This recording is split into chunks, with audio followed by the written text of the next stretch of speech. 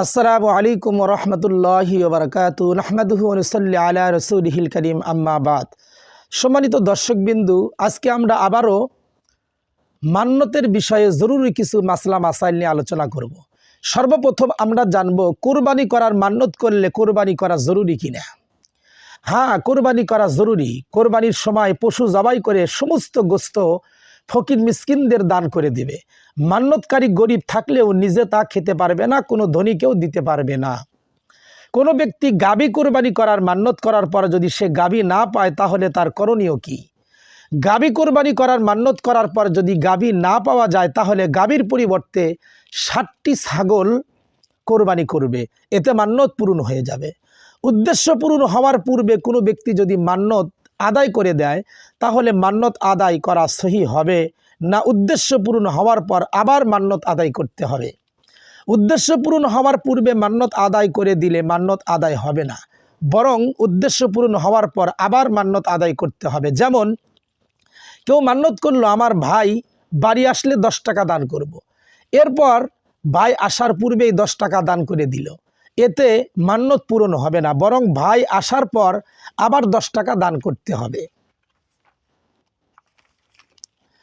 কেউ যদি 1000 বার দরুদ শরীফ পাঠ করার মান্যত করে থাকে তাহলে এই মান্যত পূরণ করা জরুরি কিনা? হ্যাঁ, এমন মান্যত পূরণ করা জরুরি, তবে তথা উদ্দেশ্য হাসিল হওয়ার পর 1000 বার দরুদ শরীফ পাঠ করা ওয়াজিব। কোরআন খতম করার মান্যত করলে মান্যত সহি হবে কিনা? হ্যাঁ, মান্যত সহি হবে। উদ্দেশ্য হাসিল হওয়ার পর কোরআন খতম করা জরুরি, তবে অন্যকে দিয়ে কোরআন খতম করলে মান্যত পূরণ হবে না, বরং নিজে তেলাওয়াত করে খতম করতে হবে। কোনো ব্যক্তি যদি মান্যত করে উদ্দেশ্য হাসিল হলে মিলাদ পড়াবো বা মাজারে গিলাপ দিব, এতে মান্যত সহি হবে কিনা? মিলাদ পড়ানোর মান্যত করলে, মাজারে গিলাপ বা চাদর ইত্যাদি দেওয়ার মান্যত করলে, পীরের দরবারে গরু ছাগল দেওয়ার মান্যত করলে মান্যত হবে না। উদ্দেশ্য হাসিল হলেও এসব পালন করবে না, বরং এ ধরনের মান্যত করা থেকে বিরত থাকা জরুরি। মসজিদ নির্মাণের মান্যত করলে মান্যত সহি হবে কিনা?